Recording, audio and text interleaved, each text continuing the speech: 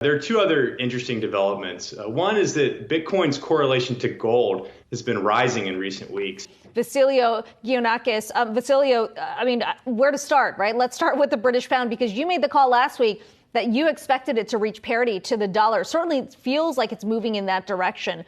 What has been driving this kind of reaction in the market? The issue is when the Federal Reserve start taking money out of, or liquidity out of the system, it knocks through to this murky world of Eurodollars and foreign dollar borrowings. And those weaker borrowers start scrambling for the dollars. We're beginning to see some changes in the assets market in the past few weeks. Cryptocurrencies such as Bitcoin and Ethereum seem to be decoupling from the stock markets and going their own way. The dollar has also suffered some downturn last week after a strong rally that lasted several months. How does Raoul Pal interpret these events? Hello, welcome to another episode on the Wealth Supremacy channel, where we keep you up to date on all cryptocurrency and asset market happenings. If you haven't subscribed, then click the subscribe button now. We have lots of amazing analysis coming up soon. You don't want to miss them. Let's now go over to Raoul Pal. I don't think gold is the best investment to capture this tail risk. I actually think crypto is much better at doing it. I actually think technology stocks are probably better at doing it. But gold is less volatile, so risk adjusted, it's just fine. It's right now, it's just not a good bet.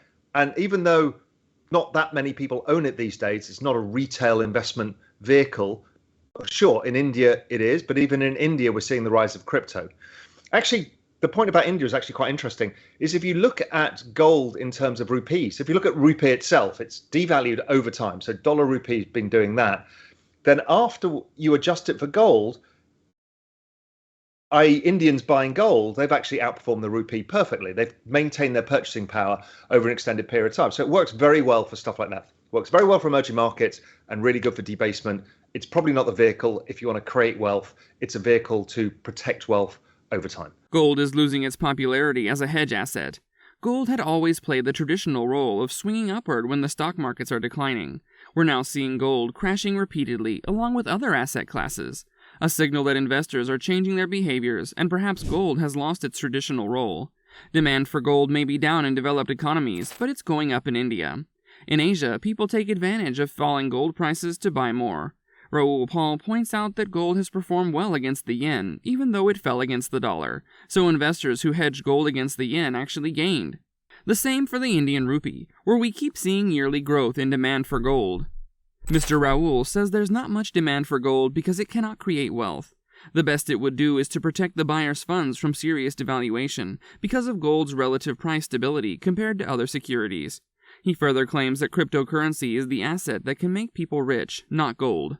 Even in India, where gold is still a valued asset, there's also a rapid growth in cryptocurrency adoption, as a 45% rise in cryptocurrency exchange accounts, rising by 45% in the past year.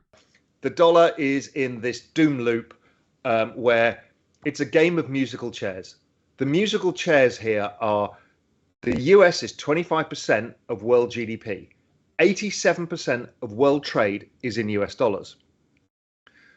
Most international borrowings are in dollars. The eurodollar market is the epicenter of that. The issue is when the Federal Reserve start taking money out of, or liquidity out of the system, it knocks through to this murky world of Eurodollars and foreign dollar borrowings. And those weaker borrowers start scrambling for the dollars. And it's a game of musical chairs where somebody gets rug pulled and somebody falls to the floor because there's not enough chairs to go around, not enough dollars. That was Sri Lanka. That started this off, and I tipped you guys all off about it back in March, I think it was. Then after that, we've seen numerous countries go into default or renegotiate with the IMF and the World Bank and others.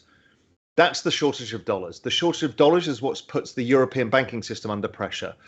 The shortage of dollars kind of knocks through for the global market. Now, there's another issue going on right now is the US, its trade deficit. If you think of a trade deficit, it's the US buying goods abroad. That's spending dollars elsewhere, so the rest of the world gets those dollars and they get to recycle them into treasury bonds or do other stuff with them, have borrowings against them. When the US runs a smaller deficit, there's less dollars in the global system. So that makes another problem. So you've got liquidity being sucked out, and you've got the trade deficit, meaning less dollars are going in the system. Yet in a slowing economy, everyone needs to pay the interest on their debts, so demand rises. That's the mess we're in.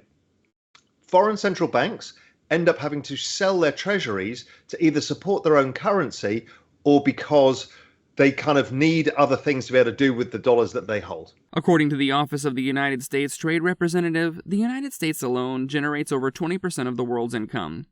In the beginning of 2022, the United States accounted for 59.9% of total world stocks value and controlled about 25% of global assets.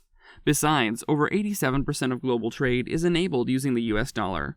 All these factors are key reasons why the US dollar has been performing well. If you're hedging with the US dollar, one index you should be paying attention to is the United States balance of trade. Balance of trade is the ratio of a country's exports to its imports. If the United States begins to make major purchases from other countries, then we should expect the dollar to weaken. Right now, the Joe Biden government is likely to initial a major oil purchase from international markets to refill the strategic reserve that was depleted in the past 4 months in a bid to stabilize oil prices. Such major imports would release dollar supply to the international market and reduce its demand, which has helped the dollar reach historic highs this year. This is something to watch out for. The pain trade.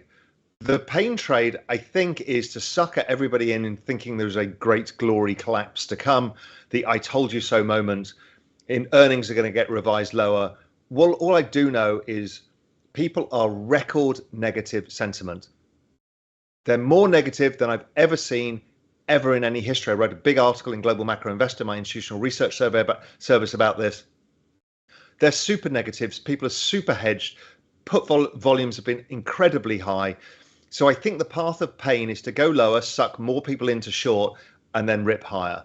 And it would rip higher because bond yields start to fall as they start finally recoupling for the business cycle. Several surveys show that there is a negative sentiment about the assets market. One such survey is carried out by the Bank of America, in which a record high of 52% of respondents said they were underweight on equities, while 62% are overweight on cash.